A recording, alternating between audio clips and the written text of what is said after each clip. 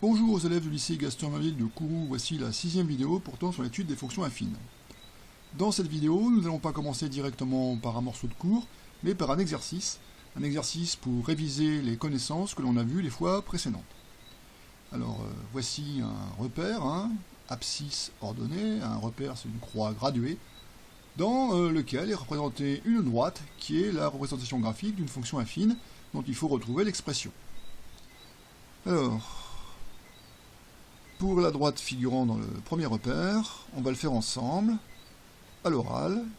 Il n'y a pas de document à compléter pour cet exercice. Je rappelle qu'une fonction affine est définie pour tout x réel par f de x égale mx plus p, m fois x plus p, m s'appelle le coefficient directeur et p s'appelle l'ordonnée à l'origine. Il faut donc graphiquement, ici, dans cet exercice, déterminer m et p. Alors, l'ordonnée à l'origine, on la voit, elle est ici. Elle vaut donc 1, 2, 3. Voilà, on a trouvé P, c'est 3. Il reste à déterminer le coefficient directeur. Je rappelle le cours. Le coefficient directeur, c'est déplacement vertical sur déplacement horizontal. Pour ce faire, on part d'un point de la droite, puis en se déplaçant parallèlement aux axes, on vient rejoindre un autre point de la droite. J'insiste bien, le point de départ et le point d'arrivée sont deux points de la droite, et les déplacements se font parallèlement aux axes. Il est préférable de prendre un point qui soit sur la droite et en même temps sur un nœud du quadrillage pour le point de départ, et la même chose pour le point d'arrivée, comme ça il sera facile de compter les carreaux. Exemple. Donc je choisis comme point de départ celui-ci, l'ordonnée à l'origine, j'avance de 1 carreau, et pour retomber sur la droite, je vois que je descends de 2 carreaux. Donc ce point-là, il est à la fois sur la droite et sur un nœud du quadrillage. Ce point-là, il est à la fois sur la droite et sur un nœud du quadrillage. Je pouvais aussi faire ceci, je repars de ce point, j'avance de 2, et je descends de 4. Donc ici, j'avance de 1 et je descends de 2, donc moins 2 divisé par 1, ça fait moins 2. Ici, j'avance de 2 et je descends de 4, donc moins 4 divisé par 2, ça fait aussi moins 2. Voilà, c'est fini. Nous avons notre coefficient directeur et notre ordonnée à l'origine. En conclusion, pour tout x réel, la fonction affine que j'ai décidé d'appeler petit f s'écrit petit f de x égale moins 2x plus 3. À présent, pour la droite représentée dans le deuxième repère, je vais vous laisser faire par vous-même. Vous pouvez essayer de le faire de tête, c'est possible. Sinon, vous pouvez prendre un petit morceau de brouillon. Prenez le temps de le faire, mettez la vidéo sur pause, puis vous reprenez la lecture de cette vidéo pour la correction. Correction. Donc je commence par l'ordonnée à l'origine, elle se voit ici. C'est 3 comme précédemment. Par contre, le coefficient directeur, c'est pas le même. Alors, je pars de ce point-ci, qui est à la fois sur la droite et sur un nœud du quadrillage, et je vais retomber sur ce point-ci, qui est à la fois sur la droite et sur un nœud du quadrillage, en faisant les déplacements suivants. J'avance de 1, donc plus 1, et je descends de 1, 2, 3, 4, 5. Et j'applique le cours, déplacement vertical sur déplacement horizontal, moins 5 divisé par 1, ça fait moins 5. Donc c'est fini, nous avons trouvé le coefficient directeur et l'ordonnée à l'origine, donc ça fait moins 5x plus 3. Encore 2. Je vous laisse faire par vous-même, pour la droite représentée dans le troisième repère. Allez-y, prenez le temps de le faire, mettez la vidéo sur pause, puis reprenez la lecture de la vidéo pour la correction. Correction. Ordonnée à l'origine, encore 3. C'est pas toujours 3, ça fait 3 fois de suite que c'est 3, mais c'est pas toujours 3. Le coefficient de directeur n'est pas le même que les fois précédentes. Je ne sais pas si vous avez trouvé. Donc ici, je vais partir de là. C'est un point qui est à la fois sur la droite et sur un nœud du quadrillage. Je vois que j'avance de 1 et je monte de 2. J'aurais pu partir d'ici. J'avance de 1 et je monte de 2. J'aurais pu, ici, au lieu d'avancer de 1, avancer de 2. J'avance de 2 et je monte de 1, 2, 3, 4. Dans tous les cas, quand je divise le déplacement vertical par le déplacement horizontal, j'obtiens 2. Donc, cela donne la fonction affine que j'ai appelée h et dont l'expression est h de x égale 2x plus 3. Dernier exercice, je vous laisse le faire par vous-même, mettez la vidéo sur pause, le temps de le faire, puis vous reprenez la lecture de cette vidéo pour la correction. Correction. Alors le plus facile, lorsqu'elle est visible dans le repère, c'est de commencer par l'ordonner à l'origine. Ici c'est -2, puis de déterminer le coefficient directeur. Alors je pars par exemple de ce point-ci, qui est à la fois sur la droite et sur un nœud du quadrillage, pour arriver sur ce point-ci, qui est à la fois sur la droite et sur un nœud du quadrillage, et je compte, j'avance de 1 et je monte de 4. Donc le coefficient directeur, c'est déplacement vertical sur déplacement horizontal, donc 4 divisé par 1, c'est 4. Donc voilà ce que ça donne. Je vais l'appeler J, cette fonction affine, dont l'expression est G de x égale 4x moins 2. Nous voici de retour dans la partie cours, pour laquelle, comme d'habitude, je vous ai envoyé un document au format PDF qui est à compléter au fur et à mesure du déroulement de cette vidéo. Vous connaissez la marche à suivre. Si vous n'avez pas encore imprimé ce document, vous mettez cette vidéo sur pause, vous imprimez le document, puis vous reprenez la lecture de cette vidéo. On y va. Petit c, détermination d'une fonction affine dont on connaît 2 points de la représentation graphique, sans avoir la représentation graphique sous les yeux. Donc on connaît 2 points, mais on n'a pas le graphique sous les yeux. Exemple 1, retrouver la fonction affine W, dont la représentation graphique dans un repère du plan passe par les points T, donc T, abscisse 5, ordonnée 26, et S, donc abscisse 15 et ordonnée 54. Donc tout va se passer par le calcul, puisqu'on ne peut pas le faire graphiquement, on n'a pas le graphique sous les yeux. Donc calcul de coefficient directeur, on applique le cours, déplacement vertical sur déplacement horizontal. Donc déplacement vertical, donc en vertical c'est l'ordonnée, donc 54 moins 26, divisé par déplacement horizontal. Alors si je fais l'ordonnée de S moins l'ordonnée de T, il faut que je fasse dans le même ordre l'abscisse de S moins l'abscisse de T. Donc 54 moins 26 divisé par 15 moins 5. Voilà ce que ça donne. Voilà, 2,8, c'est donc le coefficient directeur.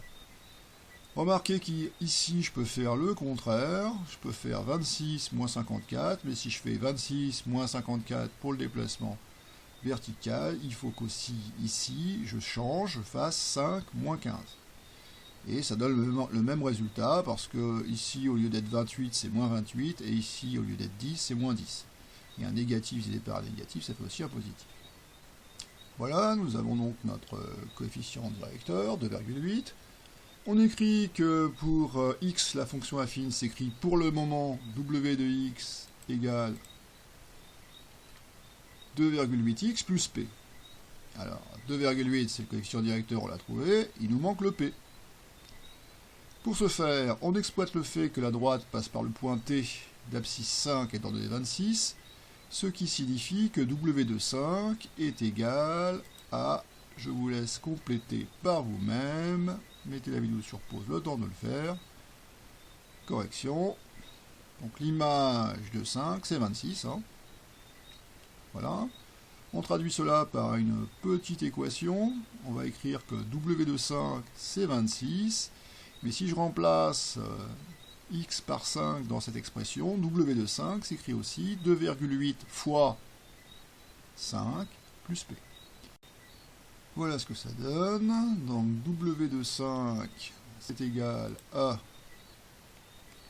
quand je remplace x par 5, 2,8 fois 5 plus p, et c'est égal aussi à 26. D'où, alors je fais 2,8 fois 5, 14, plus p égale 26, on trouve, donc p égale 26 moins 14 égale 12. Donc la fonction affine w est définie pour tout x réel par w de x, ben, on a le coefficient directeur qui est 2,8, l'ordonnée d'origine qui est 12, et donc égal à 2,8x plus 12.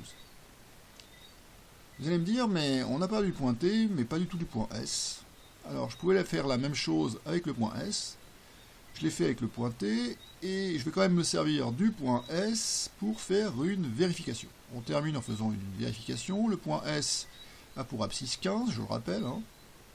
S a pour abscisse 15, voilà. Donc le nombre W15 doit être égal à son ordonnée. Et si je fais le calcul en remplaçant ici par 5, regardons ce que ça fait. Voilà, donc 2,8 fois 15 plus 12. Faites le calcul, ça fait 54. Et 54, c'est bien l'ordonnée du point S, c'est bien le nombre qui était attendu comme résultat. Exemple 2. Alors vous allez tout faire par vous-même. Mettez la vidéo sur pause le temps de le faire, puis vous reprenez la lecture pour la correction. Allez-y.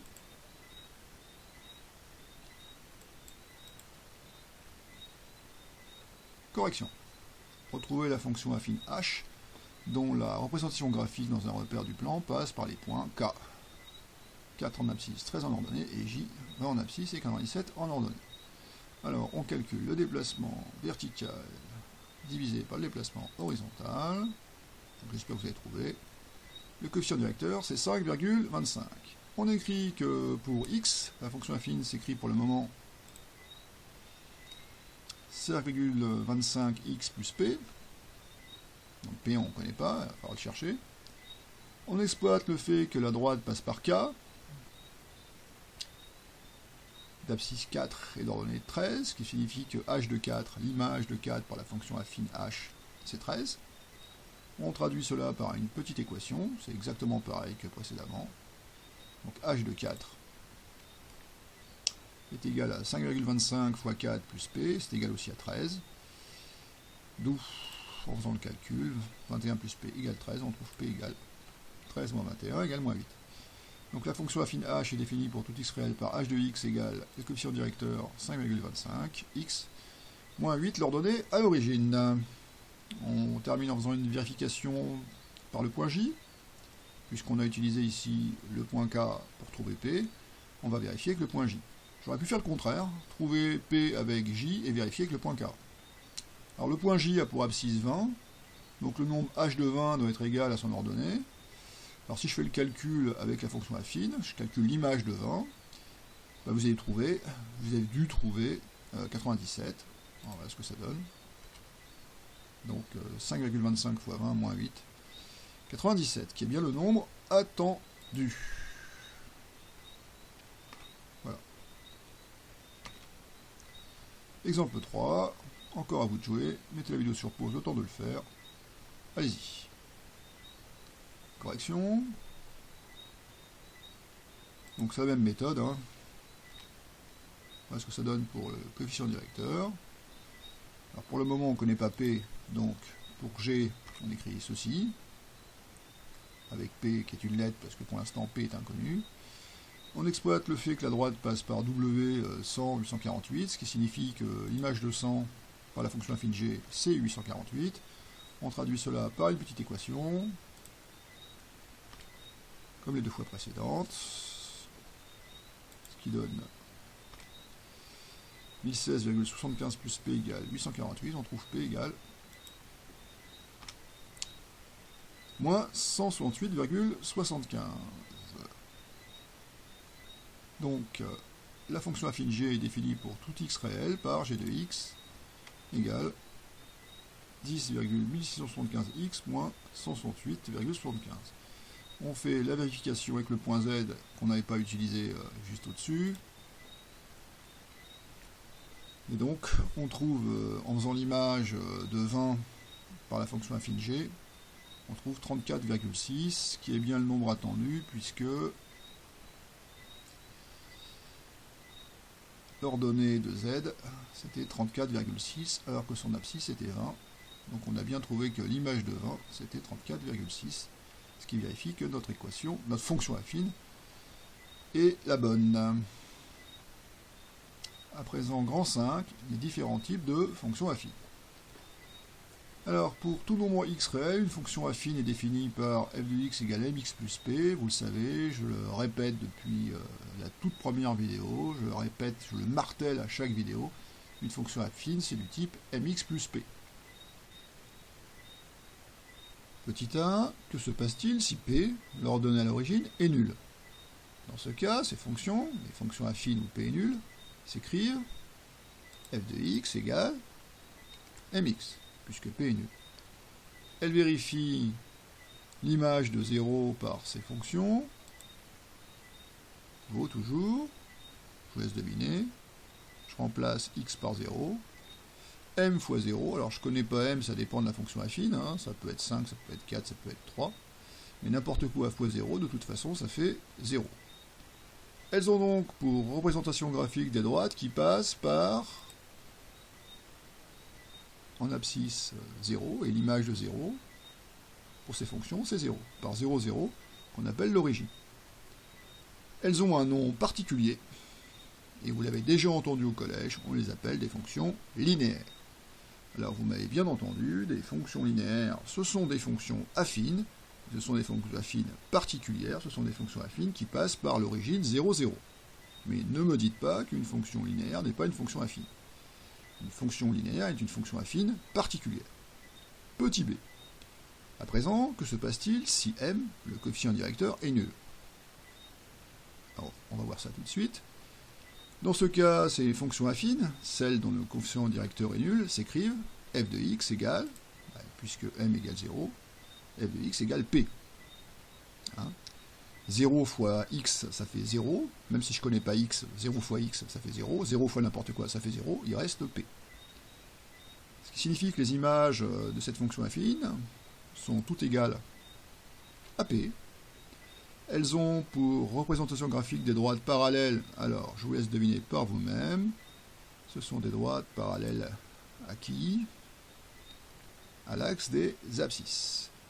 Elles ont un nom particulier, on les appelle des fonctions, l'image ne change jamais, donc on a décidé de les appeler des fonctions constantes. Ce sont aussi des fonctions affines, ce sont des fonctions affines particulières. Ne me dites pas que les fonctions constantes ne sont pas des fonctions affines. Les fonctions constantes sont des fonctions affines particulières, tout comme les fonctions linéaires sont des fonctions affines particulières. Pour finir, représentation graphique de ces fonctions affines particulières. Donc sur un exercice, trace les fonctions f, g, h et w définies pour tout x réel par f de x égale 4x, g de x égale moins 2x, h de x égale 7 et w de x égale moins 4. Alors, pour f et g qui sont linéaires, il suffit pour chacune de choisir une abscisse et de calculer son image. Les deux qui sont là, f et g, comme elles sont linéaires, on sait d'avance qu'elles vont passer par 0, 0. L'ordonnée à l'origine, c'est 0. Donc on prend une abscisse, alors au hasard, ici pour x j'ai choisi 2, donc on calcule l'image, f de 2. Alors j'espère que vous avez trouvé, de tête c'est pas trop dur, ça fait 8. Donc pour f, je place le point d'abscisse 2 et d'ordonnée 8. 1, 2, 3, 4, 5, 6, 7, 8. Et je trace la droite qui passe par ce point et par l'origine 0, 0. Pour G, j'ai choisi l'abscisse moins 3. Vous savez que le choix de l'abscisse est libre. Il faut faire attention par contre que ça reste dans la feuille. Donc G de moins 3. Donc j'espère que vous avez trouvé. Ça fait plus 6. Donc je place le point d'abscisse moins 3 et d'ordonnée 6. Et ensuite je trace la droite qui passe par ce point et par l'origine 0, 0. Pour les fonctions h et w, rien de plus simple, ce sont des fonctions constantes. Donc on a vu dans le cours que les fonctions constantes étaient représentées par des droites qui étaient parallèles à l'axe des abscisses. Donc regardons, h de x est égal à 7, donc les images valent toujours 7. Donc on regarde tous les points qu'on peut ordonner 7, les voici, et on trace une droite parallèle à l'axe des abscisses, passant par tous ces points d'ordonnée 7. Et puis pour moins 4, pareil, ici, parallèle à l'axe des abscisses, et tous ces points, on peut ordonner moins 4. Alors, je vous laisse le temps de le faire. Mettez la vidéo sur pause, mettez les points dans le graphique, tracez les droites. Correction, voilà ce que ça donne. J'espère que vous avez trouvé les mêmes droites que moi. Ici, on ne la voit pas bien, mais il y a la fonction affine, la représentation graphique de la fonction affine h, qui est parallèle à l'axe des abscisses. Et puis ici, même chose, sauf que là, c'est pour les ordonnées moins 4. Voilà qui termine cette 6e vidéo. On n'a pas encore terminé tout à fait le cours sur les fonctions affines. Donc je vous donne rendez-vous pour une 7e vidéo, toujours sur le même sujet, les fonctions affines. Je vous dis à bientôt, au revoir.